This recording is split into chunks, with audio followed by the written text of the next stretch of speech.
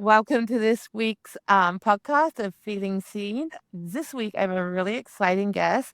Jazz Cole is here to join and talk to me today about how neurodiversity, etc., affects her, how it's changed her life, and how it's impacted. Now, Jazz, I am super excited to meet you. Um, so can you tell me what your superpower is? Because that's what neurodiversity is to me. It's a superpower. Yeah, actually, I feel the same way. So my aspect was I am a highly sensitive person, and they're really identified as a person who has sensory processing sensitivity, so SPS. Um, to me, I feel like it's like the blessing part of it is that you are much more self-aware of your environment and what's going on than, you would anywhere else. It's like kind of like having a nervous system that's very active on high volume. So there's always a lot of things you're paying attention to. A lot of things that they probably teach you at like the CIA, I just do by second nature. It's just, you just notice things, everything moves you in a certain way. It's like the mirror neurons in your brain are a lot more elevated. So it's a lot of times it's easier for me to step into someone's shoes, really being able to kind of understand where people are coming from. A lot of times I feel like I'm kind of psychoanalyzing people sometimes, more so because I'm constantly looking at what they're not telling me. Because a lot of times people speak a lot more with what they don't say than what they do say. So. Now I feel like you're self-analyzing me now. that, and I don't like being on camera. I'm like, oh, that's great. Yeah. So how did you find out? I mean, because for some of the more mainstream, like ADHD, it's very common. I mean, I was bouncing off the walls at school. When did when did everything you suddenly put it together that you were different, you had the superpower, and people didn't hear everything as loud as you did or as clear? Yeah. So, I mean, I didn't know until my early 20s because I'm actually 28 right now. Just turned 28. And so, growing up, it's just kind of like where you just think differently. And this is before like neurodivergency blew up as like a big thing where people were acknowledging us, but it was more so as like Jazz is just weird. She's always by herself. More or less, it was just kind of like had all these kind of I had a very active mind, a lot of ideas, things I wanted to do, businesses I really wanted to start, projects I really wanted to do. And then later on, I think when I was in college, I went through a phase where I was really obsessed with TED Talks because I thought it was like YouTube for like smart people. And I just loved to absorb information. And then I came across one, it was about um, highly sensitive people. And I don't know why that kept popping up in my suggestions on YouTube frequently. And so when I watched it, because I was like, that's really interesting, like the aspect of sensitivity. Because I've been told before, like you're just really sensitive, like especially by my mom. So in my own family. So it's just like, you're just really sensitive. And so when I listened to it, or watched it more or less, I felt like I kind of understand what that feels like, um, where you're constantly feeling like um, I get everything is too loud. I mean, I went to the ear doctor, I think a few years back, before I got diagnosed. Was that I was trying to figure out why are my ears ringing and everything is just too loud. And when I went there, we did a whole exam, and they said your hearing is perfect. I'm like, what? It's like, yeah, you just have sensitive hearing. It happens. And so I was like, okay. Um, and then when I talked to my therapist about it back in about, I would say like 2016, 2017, because I said, I think that I keep seeing this term HSP come up and I don't know what that means. And then she kept saying something about like people are on the autistic spectrum, they have varying different qualities. So for me, like I am high functioning, but it's just more so as like we're hyper focused on something that we really, really are interested in. So for me, that ended up being fashion for a long time because I went to fashion school. And then later on, that ended up being into foreign languages because I worked in a global industry and I learned all these languages, which is now accumulated to 10 because I just had people that I knew and I just felt like I wanted to be a better friend by learning their language. So, I mean, I had a roommate who's from Mexico. I'm like, teach me everything. Like, I want to come visit you. I want to know what it's like to be immersed in your world. I want to step into your shoes. Because I always love being able to kind of like my overactive imagination. I just love being able to put myself in other people's perspective. I just wanted to feel like what that feels like. Even, now I work for my full-time job right now, I work for a circuit court judge. I'm constantly trying to put myself in the shoes of victims to like ask to understand like what that trauma is like. I don't want to experience it myself, but it's more so it's like I just want to step into your mind and understand why you feel the way you do. More or less. And that Wow. though there. Yeah. It's crazy. And I mean, we'll get to it. You are a very smart person and are lots of things. And we'll talk about the languages a little bit later on. So, I mean, I don't have the same experience as you, but as a child, I was deaf. And I remember when I first heard sound, it was just incredibly overwhelming. And in fact, because I was deaf till I was like 14, to like science caught up on how to fix it. And for me personally, I was like, I don't like this. I liked it before. It's too much. It's too overwhelming. There's too much coming in because I didn't know how to deal with sound. Do you ever have that experience where you are extra sensitive to this? That it's just too much noise? And if so, how do you control that? Yeah, so a lot of times it's really difficult when you're in a setting where there's so many different things going on because part of like HSPs, they're known by like the acronym DOES. So depth of Mhm. processing, overstimulation, empathy, and sensitivity to subtleties. So for me, when there's so many different things for me to pay attention to, I just kind of get like a short circuit in my brain. Sometimes it's like you've got like I'm sitting in court with my boss and it's like you've got like somebody talking about dinner that they're having over here, and then there's somebody, over here, these things, and it just kind of feels distracting. So a lot of times I have to kind of step away. Mhm. Like one of the things I really like to do is I like to kind of like, I schedule alone time in my calendar, specifically like recharge time. Um, so that way I'm still kind of adept. And I've actually, since I kind of, I'm sometimes a workaholic, so I had to really learn to ask my boss for days off, like mental health days. I Mhm. just, I can't do it today or tomorrow. Can I just come in on Thursday? Yeah. Yeah, I can understand that for sure.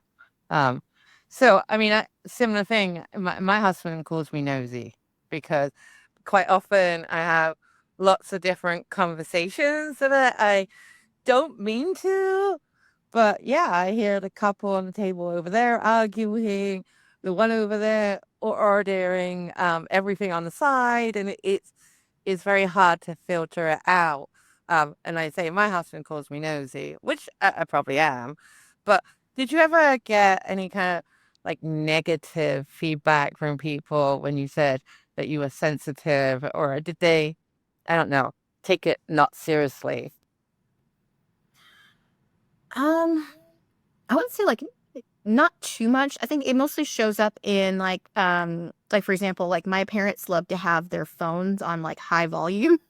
And so I'm like, Mom, can you turn that down? Like that bothers me because you're standing right there. Because it's like for me, it's like it's right. You're standing there, but it's like it feels like you're right here because it's the Hmm. sensitivity. And my mom would always say, "It's just stop being so sensitive." And I'm like, you can't tell a highly sensitive person to stop being sensitive. I feel like, and I've actually, because like I did a lot of research on this when I, had first had that conversation with my psychotherapist, was the fact that there's a whole list of like things that people are like, yeah, I'm HSP and I get these things all the time and I hate that. And I'm like, oh, I relate. So I kind of understood that, I've had, you're just too sensitive. And then sometimes I get, well, you take things too literally. Um, Sometimes I get, like in some conversations, people just kind of get a little, I wouldn't say like uncomfortable, but it's just more so as like, because I really hate surface level conversations. So sometimes I'll go off on tangents in my brain because I'm just processing while I'm talking. And it's Hmm. like, I don't understand. I don't follow what you're talking about. And then somehow somehow you managed to get back to what you're talking about. So No, no, sure. honestly, I totally know where you're coming from. And sometimes I feel like I start with a question and then I can't remember what I started with and it's completely off. And then the conversation completely different than I was expecting. And but then it all comes together. Um, but yeah, I absolutely have those moments and those moments where I'm looking at somebody and going, oh my God, what was the question? I can't remember where we were on it, right? And now for me during the podcast, I hate the sound of my voice. I hate how I look on camera. But I'm also ADHD and I fidget. I walk around. It trying to sit here for like 30 minutes is like crazy. It's like torture, honestly, some of it.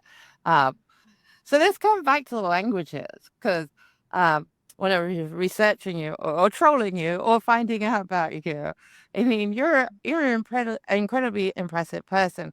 You were at 8 languages before, now 10. I mean, how do you do that? Have a job, manage everything else, and learn all these languages at the same time? That's crazy. I mean, what? I mean, you say it's about connecting, but it's a lot of work. Yeah, I mean, in a way, it's it might seem like a lot of work from like a macro perspective, but for me it was more so like when I grew up, like I was like I said, I was really hyper fixated on, I'm going to fashion school. This is when and so I told myself I'm going to learn French and then I'm going to go to fashion school and then I'm going to go move to Paris. This is me at like 10 years old. So obviously a lot changes throughout life. I've changed since then. And so when I got to college, I did a study abroad program in Paris, and I was the only one that could survive without English. And I did so much research on the culture. I was really just like, I just want to connect with the people. Hmm. Versus just saying, I just want to impress people with how many languages I can speak. It was more, and it was the same thing. I moved to LA. I'm originally from Kentucky. So I moved to California to go to college. And in my environment, there were more people that spoke Spanish, I felt like, than English. So I felt like I needed to learn Spanish so I could kind of be able to interact with those people and those discussions that they were having.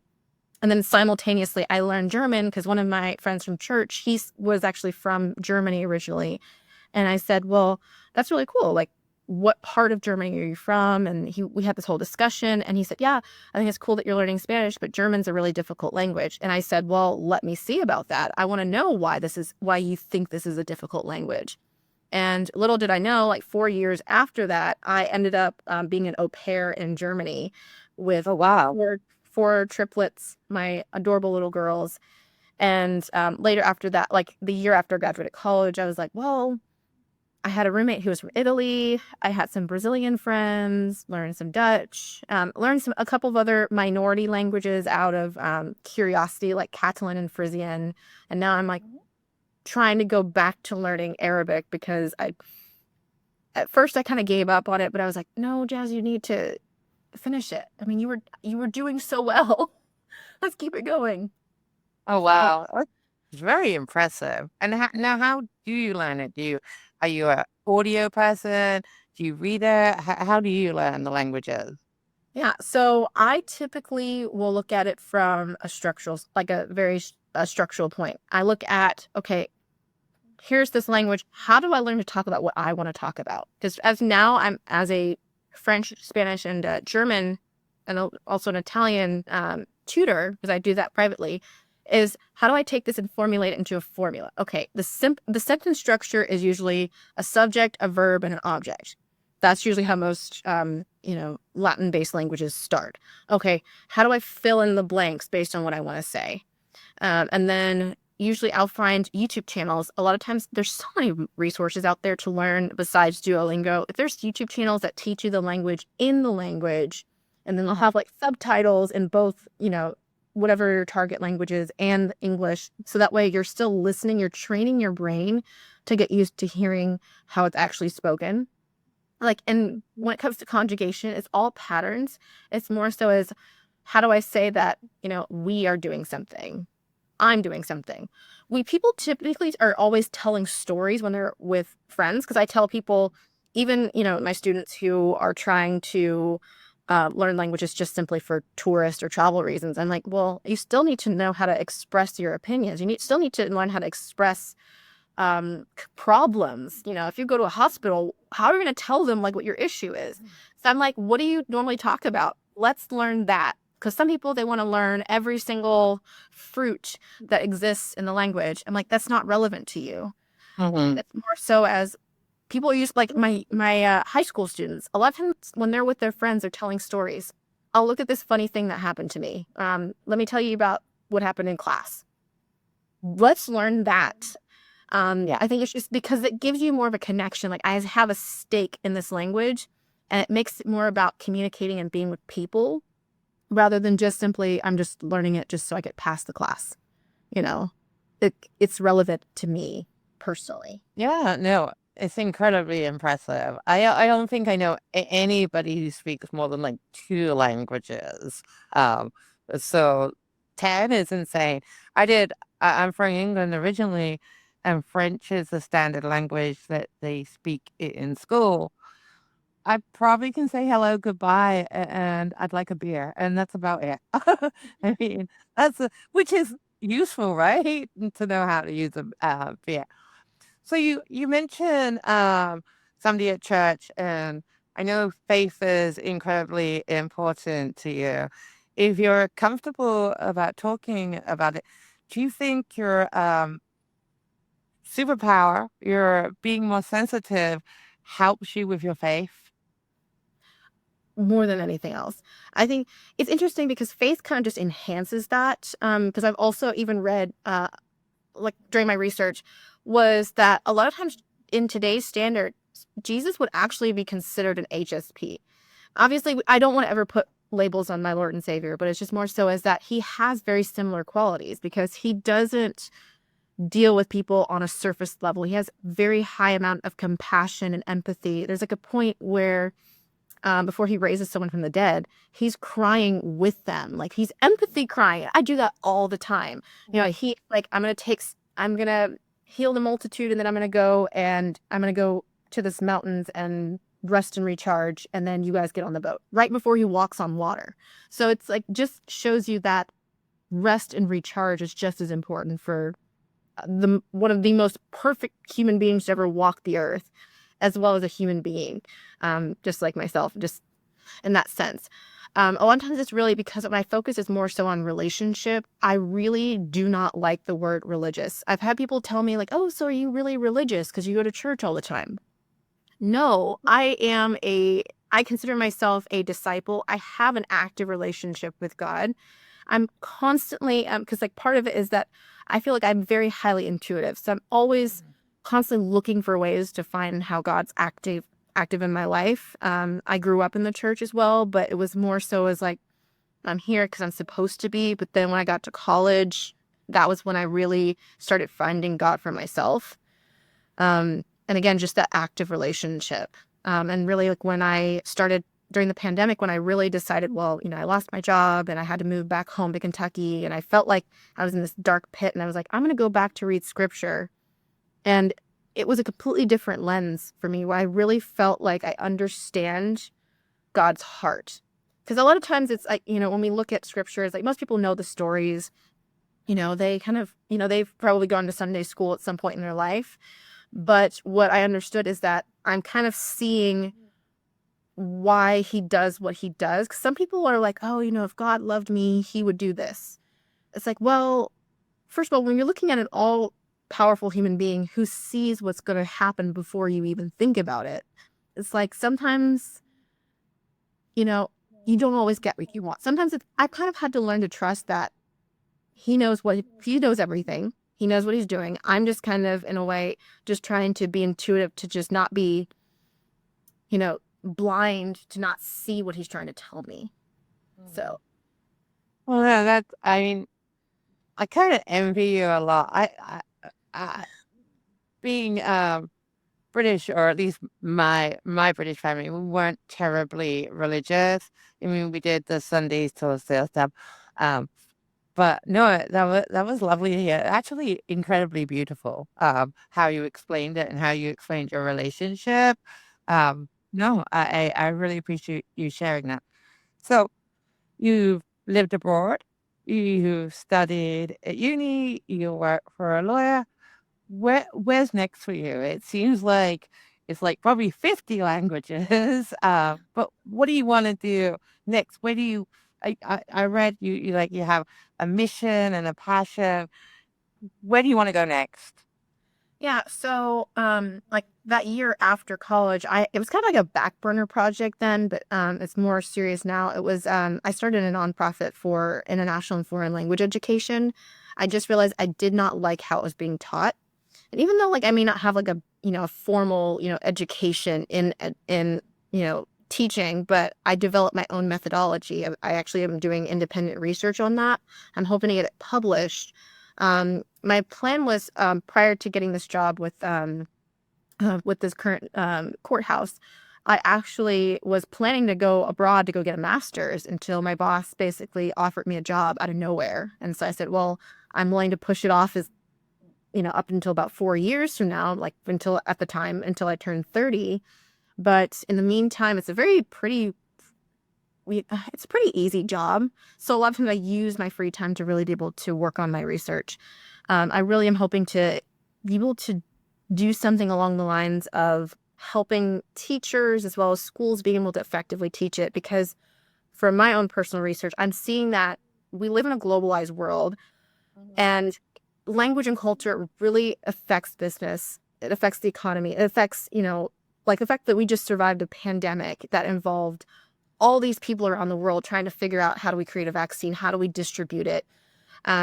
We're all in a global effort, even though like we might think that, oh, this is my country and, this is what we speak this here. But we also have the fact that people are migrating everywhere. I just think that it's just really hard to avoid speaking with, avoid speaking to people who are from somewhere else. Um, That makes so sense. we're, And I work for a global company too. Um, and sometimes I'm incredibly embarrassed when I get people from Argentina, Brazil, China on the calls, and they're absolutely fluent in English, and all I have is hola, or Japanese. I know what sushi is. I've got like one word here, and so no, incredibly envious of that. But I did try to learn languages and I couldn't. And I'm wondering because of your special powers, the sensitivity, and that it's like neurodiverse people are increasing. It's 1 in 5, trending to 1 in 4. We all have a different way wired, a different way to think, and it's just growing numbers. I just wonder if your skill set is so good and you're so good at languages that can be transported to other people. So, yeah, I'm absolutely going to have a look at some of your stuff afterwards to see if I can like advance my language before beyond hello, goodbye, and I want a beer. Yeah. uh, And one of the resources, I actually made a YouTube video about it, but it's like one of the things I didn't realize was a really good tool was like VPNs. I mean, like when you change your settings or your location settings, it's like you have access to like broadcasting networks, like a whole bunch of authentic entertainment, news sources, content that's not available to you. And I kind of feel like it's a really effective language learning tool, especially if you get to like an intermediate plateau where you feel like I'm not getting better, but I'm not getting worse as well. Oh, okay. Well, when I publish it, I'll make sure that we include that in the description so people can go watch the video. I know I'm going to go watch it. Uh, I think I'm going to be a failure at languages forever. I just not very good at putting the sounds together. I can read a few languages, but not pronounce it. All right. So late diagnosis, thinking back through your whole life, your childhood, was there ever a point where something was like an aha moment and you were like, oh my gosh, that's why I felt like that. That's how I reacted like that. Would you have done something different if that was the case, had you known that you were more sensitive than other people? Mm. I don't know. I mean, for me, it just put the pieces were put together in the sense when I understood, like when I go back and I look at all these things that happened through my childhood, because I actually am a child of Montessori education. That was the first, I think, 5 years of my education. And then looking back at like when I switched schools and I went to an art school, I just remember like, this constant need to just be by myself, which that, I don't know, public school is very different. So I realized that I probably may not have switched schools at that point in time because Montessori education was just so nurturing. Uh, I don't really regret it in a sense. Like now, looking back and how things played out, I kind of understood why I just kind of just had certain, I felt like I needed to, really like when it comes to friends, I was really looking to make sure that I wasn't going to treat people the way I was treated. Because I'm actually bullied through middle school.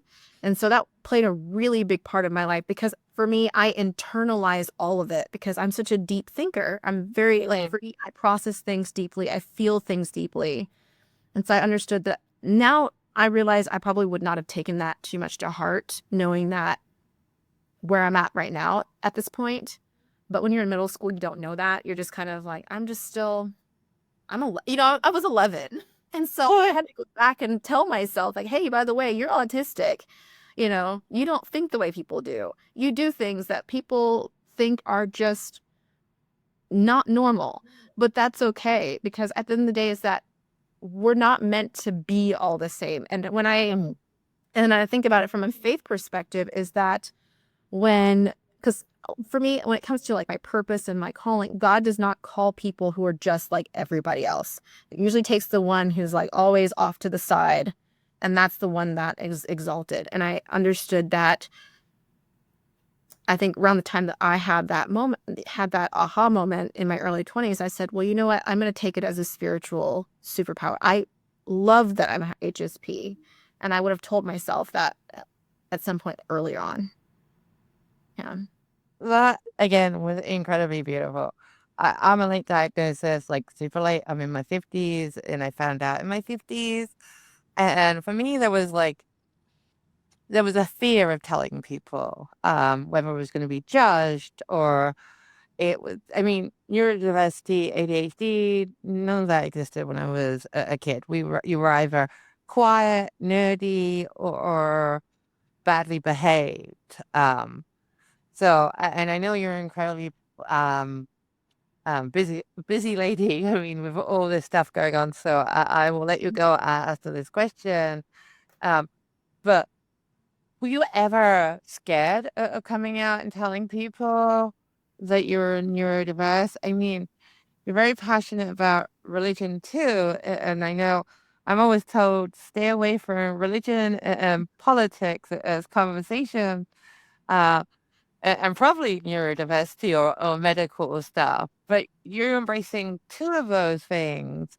Did it ever scare you, or did it just always feel like the most natural thing to do to share that with people? Yeah, I don't think I ever really felt scared, so to say, because I just knew that, I mean, prior to that experience, I'd always been a black sheep. I was just kind of used to just always being marginalized. Even with, my parents, to an certain extent, they just didn't understand that. And again, neurodiversity wasn't a thing. And having to explain, I still to this day sometimes have to explain to them, I don't think this way. You keep complaining about the same thing. It doesn't change. And so I sometimes have to explain that to some people when for my boss, when I started working with her after she got elected to be a judge, I just remember saying like, just so you know, I have like super sensitive hearing. And she's like, oh, that's great because I can't hear. She's like in her 60s. I can't hear anything. She's like, Yalla's got cat ears. So it just depends. And especially like with friends, like really close friends for the most part, I do talk about that because I'm just saying, just so you know, I have this tendency, don't freak out. I promise I'm a sane person. I just have certain tendencies. Or like when I have to tell people not to, I with my youth group, because I am a youth leader, I have to tell the kids, pick up the chair and scoot it in on the floor because I don't like that sound, and things like that. Yeah. Also, sometimes I have to kind of, other thing about it is that I'm very good at spotting inconsistencies. So like when people talk, it's very easy for me to find inconsistencies. Like, that doesn't make any sense because you just said this, or my memory's triggered to say like, oh yeah, I remember that's not true because we had this conversation. Remember, it was you and me at this place this time, and you were wearing this, and we were talking about this, and that was the day I really admired your shirt or whatever it was. I'm like, I'm very good at spotting those things, and it just makes me really understand that it's not something necessarily to be afraid of, but I think that it's just a matter of because there's good parts about it and then there's bad parts, but it's just more so with the bad parts, just making sure we have like a certain strategy of how to make sure we don't get overstimulated. Yeah. No, I mean, I can definitely relate to that. I literally cannot stand the sound of basketball shoes on a basketball court. Maybe that's similar to your chair thing, but I'm like, oh my God, like, you want me to watch this? Dump the sound, dump the sound. I'm in North Carolina and it's like, um, what is it? March Madness or whatever, the basketball. And so it's always playing in the house, and all you can hear is that screeching noise. It's just horrendous. Yeah, and it's like, I mean, mute it, man. You just like, we have like tools. Get rid of this sound so it doesn't come out. Jazz, it's been an absolute pleasure talking to you today, and I really am thankful that you came on to talk. There's been some eye openers in this conversation for me. I mean, you're well educated, traveled, learned a lot of languages, and an absolute sweetheart to talk to. So I've thoroughly enjoyed it. I'll let you go. For everybody watching, we'll put the link in the chat to or in the description to Jazz's learning languages through VPN and various other ways on YouTube. Thanks, Jazz. Have a great day. You too.